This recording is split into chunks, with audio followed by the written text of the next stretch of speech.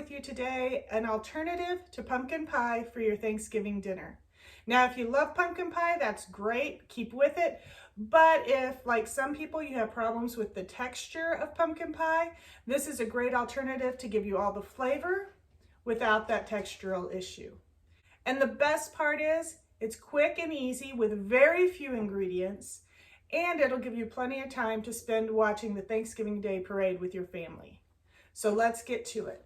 First of all, I found this recipe in this cookbook, and it is called Pumpkin Chocolate Chip Cake.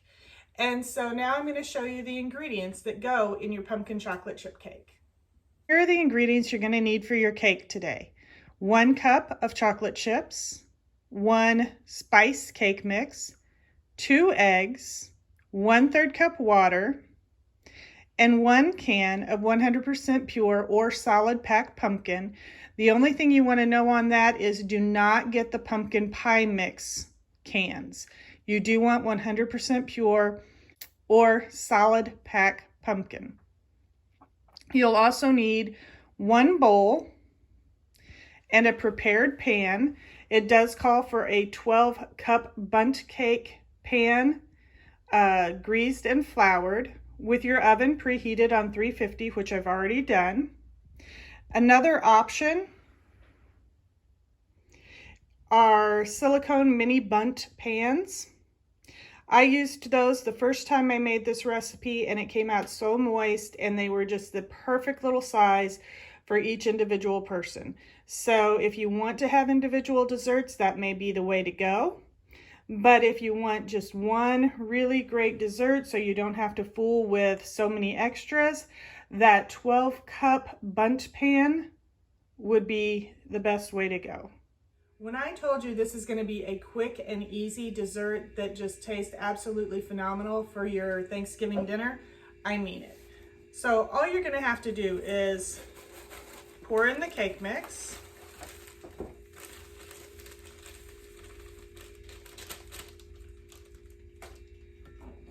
the water, the 2 eggs, and I always crack mine over a different container just simply so I don't have to go fishing shell out of my batter if something happens and I do get a little bit of shell in there.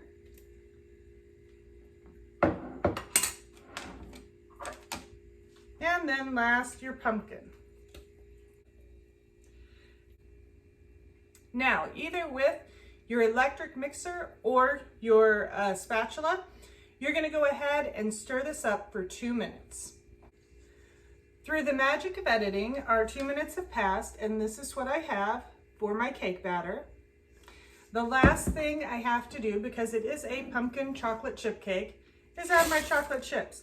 Now you saw mine was kind of a heaping cup. Well, that's because I really like chocolate. So you don't have to make yours a heaping cup. A regular cup will work. We're just going to mix these in, making sure they're distributed through the batter.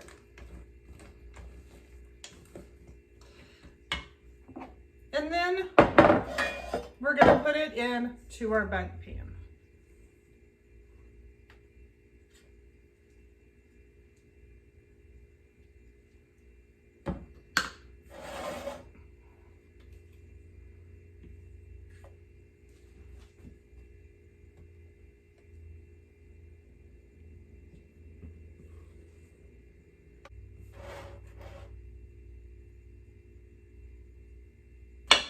Once we have all of that amazing pumpkin goodness scooped out of our bowl and into our bundt pan, we're going to slide this in the oven. Again, that is a preheated oven to 350. It's going to go in for 35 to 40 minutes. You'll know it's done when you stick either a toothpick, a knife, a cake tester, whatever you have that's little, into it, and it comes out clean. So we're going to stick it in the oven, and we'll be back in 35 to 40 minutes to check on it. So our timer went off and I pulled the cake out. Here's what it looks like. And in case you don't know how to test the cake, because I don't want to assume that everybody has experience with baking, you take your cake tester. Like I said, it can be a table knife, it can be a toothpick, and you're going to stick it in and make sure that on this part, nothing shows up on it.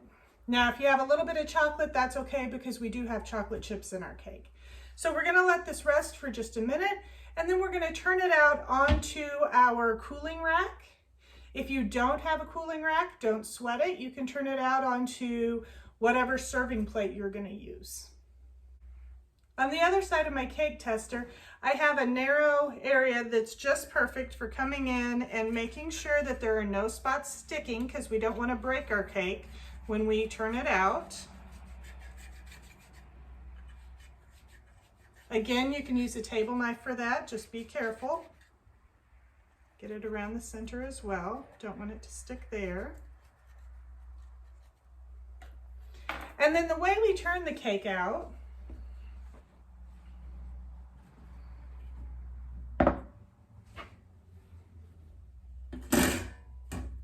you put the cooling rack or the plate or whatever you're using on top of it and just flip it over.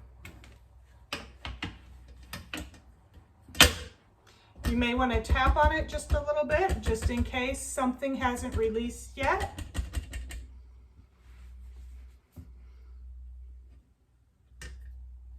Then you're going to lift it off and you'll have your beautiful cake.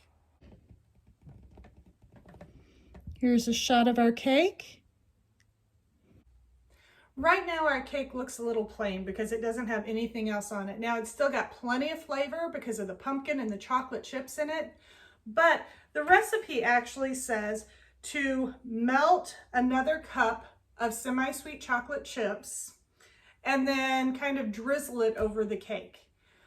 You can do that, but what I did with my original mini bundt cakes that I did, and what I'm going to do in another video, is make a glaze, a chocolate glaze that I found on the internet and drizzle it over the top. So be sure and watch that video if you're interested in doing the glaze instead of just melted chocolate chips. If you want to do melted chocolate chips, go ahead and put them in the microwave in a small bowl. Microwave them 30 seconds, stir, 30 seconds, stir until they're smooth and pourable. You don't want to really go any longer than that because it is easy to burn your chocolate chips in the microwave. So be sure and check out the glaze video and you'll see our finished product today that will be great for your Thanksgiving table.